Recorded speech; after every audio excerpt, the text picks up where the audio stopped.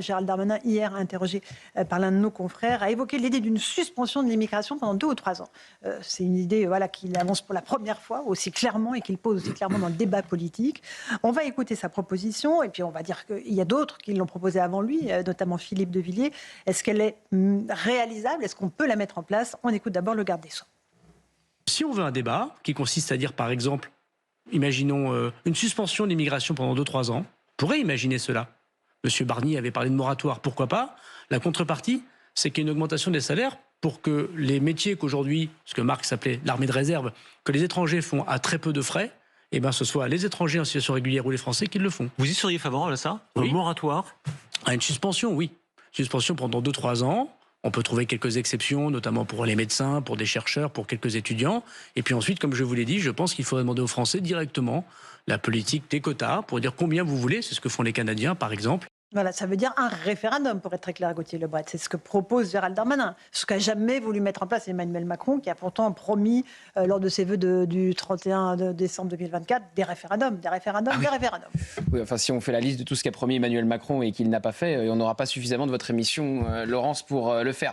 Un référendum sur l'immigration, à chaque fois, c'est la même réponse. On nous dit que ce n'était pas constitutionnel et que la Constitution ne permet pas d'interroger les Français sur les questions il propose les quotas migratoires. Oui, les quotas. Question sur les quotas. Quotas de quoi? Quotas d'immigration. Oui. Donc, faut-il... En fonction des métiers. Faut-il changer la Constitution pour pouvoir interroger les Français? Mais la proposition de Gérald Darmanin est intéressante. Suspendre l'immigration pour 2 ou 3 ans. Vous y avez cité Philippe de Villiers. Philippe de Villiers propose aussi de sortir de l'Union européenne. Parce que si vous suspendez l'immigration 2-3 ans, très bien, vous pouvez le faire, mais il faut au minimum sortir de Schengen.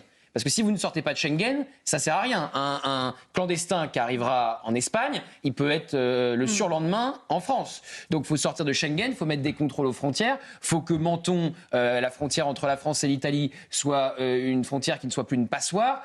Donc il faut des hommes, il faut assumer de fermer les frontières et de remettre des policiers, des gendarmes sur les postes frontaliers. C'est pas juste comme ça une proposition.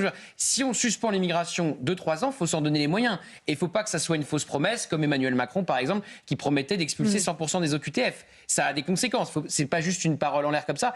Ça a des conséquences visuelles dès le lendemain matin, avec des bouchons aux frontières pour qu'on voit qui entre sur le sol de France. Bien sûr. L'argument économique est intéressant, Éric Revel, dans ce qu'avance Gérald Darmanin. L'armée de réserve, dit-il, oui, ça c'est le concept marxiste. Oui, que constituent ces travailleurs immigrés, donc clandestins, donc payés évidemment aux lance-pierres et pas protégés. Ils sont souvent corvéables, presque à merci, souvent pas déclarés. Hein, ça intéresse plusieurs secteurs économiques. Arrange les secteurs. Alors, il y a des secteurs en tension en France, c'est indéniable. Mais moi, à mon avis, il faut quand même être très clair. Quand j'entends Gérald Darmanin parler d'immigration, il parle d'une immigration légale. On ne peut faire un moratoire sur une immigration que légale. Oui. Que fait-il des immigrés illégaux? Alors là, le sujet, il reste entier, pardonnez-moi. Moi, j'ai toujours pensé que des quotas étaient une bonne solution. Parce qu'au Canada, ça fonctionne, il a raison. Mais comment est-ce qu'on fait pour empêcher les immigrants illégaux de rentrer 500 000 en France? par an environ. Il n'y a pas 36 solutions. Bah oui. D'ailleurs, ça fait partie des promesses de la seconde campagne électorale très courte du président Macron, puisqu'il avait dit il faut revoir de fond en comble Schengen. Il n'en a rien fait. Donc, en fait, on peut avoir des quotas sur une immigration légale pour des secteurs en tension, mais l'immigration illégale, le problème demeure entier. Oui. Alain Bauer, qu'est-ce que vous en pensez? C'est faisable? C'est irréaliste? C'est une promesse électorale qui vaudra le lot des promesses électorales.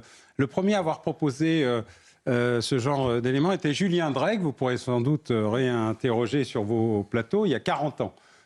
Parce qu'il avait dit, pour des raisons très marxistes aussi, ou marxiennes en tout cas, vu l'origine historique de Julien, de dire attention, les problématiques d'immigration, c'est aussi une baisse des prestations sociales, c'est aussi une baisse des salaires, c'est une tentative de contourner toute l'égalité sociale que l'État-providence veut promouvoir. Donc il faut trouver une immigration choisie, une immigration par quota, une immigration, etc., etc. Donc on est toujours au même point. Et Schengen ou pas Schengen, et Gauthier Lebret a parfaitement raison là-dessus, hein, ce qu'il y a derrière est plus important que ce qu'on voit facialement.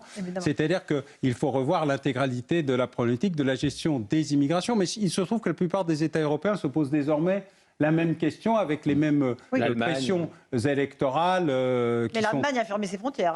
Oui, mais vous voyez ce que fait l'Italie, un certain nombre de pays, la Hongrie, qui est toujours dans l'Union européenne aux dernières nouvelles.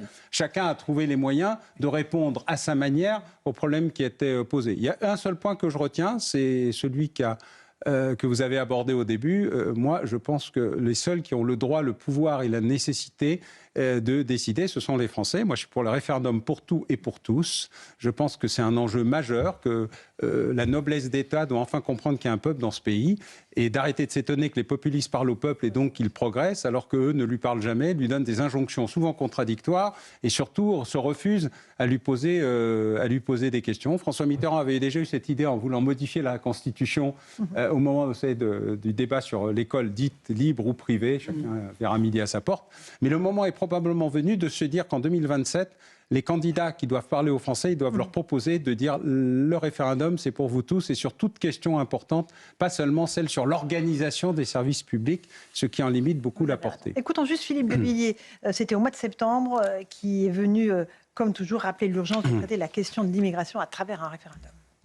Le message est le suivant. Depuis des années et des années, vous nous dites que l'immigration est un sujet secondaire. Et nous pensons, et c'est cela que nous vous disons, nous pensons que l'immigration est la question centrale qui commande toutes les autres. C'est une question existentielle, c'est la question de l'urgence vitale. Une urgence vitale, Louis Dragnel, et ensuite Rachel. Oui, évidemment, c'est une urgence vitale. On voit bien les conséquences de l'immigration dans tout un tas de pans de la société. Évidemment, le lien entre immigration et délinquance, même si ça fait toujours un peu débat. Et puis, vous avez des conséquences sociales très fortes avec la pauvreté, saturation du logement social, on en parle très peu. Il y a 200 000 places d'hébergement d'urgence aujourd'hui en France et qui sont saturées très largement par des immigrés. Et puis, on voit bien que le pays n'arrive plus à gérer. En réalité, il n'y a plus de politique qui permet de gérer, de maîtriser, de conduire même cette politique d'immigration. Et ensuite, il y a C'est la première fois qu'on entendait ces chiffres de la part du garde des Sceaux, 600 000 à 800 000 personnes. Ils n'ont pas les mêmes avec Laurent Nunez. Oui, voilà. Ils n'ont pas les mêmes avec Laurent Nunez. En fait, on a des estimations qui sont faites sur la base du nombre de bénéficiaires de l'aide médicale d'État qui est exclusivement destinée aux clandestins. Là, le delta entre 600 et 800, mais donc c'est une estimation. Bon, on est en dessous d'1 million, ce qui est considérable. Mais ce qu'il faut bien avoir en tête, il y a deux sujets. Le premier, c'est la question de la hiérarchie des normes. Alors, en français, qu'est-ce que ça veut dire ? Si vous avez beau faire toutes les lois dans au Parlement national, à l'Assemblée nationale et au Sénat, tant que vous ne vous battez pas contre des normes qui sont plus importantes que le droit français, je pense par exemple aux traités internationaux, l'accord de 68 avec l'Algérie par exemple, écrase c'est pas ce qui nous empêche de renvoyer nos clandestins. En partie, si. C'est les laissez-passer consulaires, c'est le fait que certains pays ne veulent pas les reprendre. Mais par ailleurs, il y a des traités bilatéraux entre plusieurs pays. La France est liée à d'autres pays via ces traités internationaux et donc qui nous entravent complètement. Donc l'idée, c'est vraiment de reprendre le pouvoir juridique pour pouvoir être souverain totalement. Le deuxième sujet, quand même, parce que alors je vois aussi les railleries dont va faire l'objet ou dont il fait déjà l'objet Gérald Darmanin, c'est qu'il a quand même été ministre de l'Intérieur pendant plus de 3 ans et demi de mémoire. Et la question, par exemple, la primo-délivrance des titres de séjour, c'est ceux qu'on fait venir et que l'État français labellise d'une certaine manière. Il n'y a jamais eu autant de premiers titres de séjour délivrés. L'an dernier, on était à 333 000 premiers titres de séjour délivrés.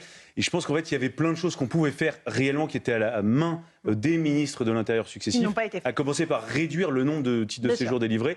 Voilà, il y a plein de choses qui pouvaient être faites et qui n'ont pas été faites. Bien sûr. Françoise, rapidement, et Rachel, que je veux entendre. Je vais parler rapidement parce que je suis à côté de deux sommités, Alain Boer d'un côté et Éric Revel de l'autre, donc je fais attention à ce que je dis. Non, je plaisante. Mais vous avez raison de souligner les titres de séjour parce qu'il me semble que dans les titres de séjour, il y a un motif notamment d'en obtenir un, c'est en cas de maladie psychiatrique. C'est formidable. On est un des motifs humanitaires. J'allais dire, si on est malade mental, on a droit à un titre de séjour plus facilement. Comme si on n'était pas déjà assez perturbé, si je puis dire, par un certain nombre de malades mentales. Ça, c'est le premier point. Le deuxième point que je note aussi, c'est que l'attirance vers un pays dépend aussi des circonstances et des facilités médicales, d'habitation et autres. L'attractivité du pays. Merci, l'attractivité du pays. Et en effet, on a un pays en France où on est extrêmement attractif à bien des égards. Vous avez cité l'aide médicale d'État. Pendant très longtemps, par exemple, le Portugal ne gardait pas les immigrés parce que même si Mme von der Leyen leur disait vous êtes contraints d'accueillir un quota d'immigrés parce que ça fait partie de la politique européenne, eh bien ceux qui se voyaient attribuer le Portugal, ils repartaient aussitôt parce qu'ils ne bénéficiaient d'aucun système de soutien et de secours sur place. Donc le fait que nous, on offre, alors c'est la grandeur de la France, c'est très bien de venir en aide en effet aux populations. Je ne sais pas si c'est aujourd'hui la grandeur de la France. À un moment donné, ça fait quand même un poids certain et il faudrait peut-être qu'on réfléchisse à l'attractivité de la France qui reste quand même considérable. Madame Kahn, Rachel, que je n'ai pas entendu là-dessus. Oui, déjà pour souligner comment dirais-je, la clarté de votre édito. Et notamment parce que vous avez mis en lumière l'inhumanité en fait qui se cache derrière tout ça. Et moi, je suis allée pendant de nombreux mois à Lampedusa, où j'ai pu quand même écouter les parcours de l'immigration, ce qui peut se passer alors du côté algérien, mais aussi du côté tunisien, mais du côté libyen, avec de la maltraitance. Et je suis heureuse en fait que le débat se pose non pas entre le bien et le mal, dominant, dominé, mais entre des personnes en responsabilité par rapport à l'humain, en fait. Parce que là, on a vu encore ces derniers jours ce qui s'est passé en Algérie, avec des personnes qui sont refoulées, mais envoyées dans le désert. Oui, mais de manière barbare. Oui. Parfois, il y a des passeurs, oui, mais aussi des personnes qui les maltraitent en leur tirant dessus, etc. Donc, je pense que d'avoir une position française responsable par rapport à ce drame humain, c'est une bonne chose que le débat soit posé ainsi.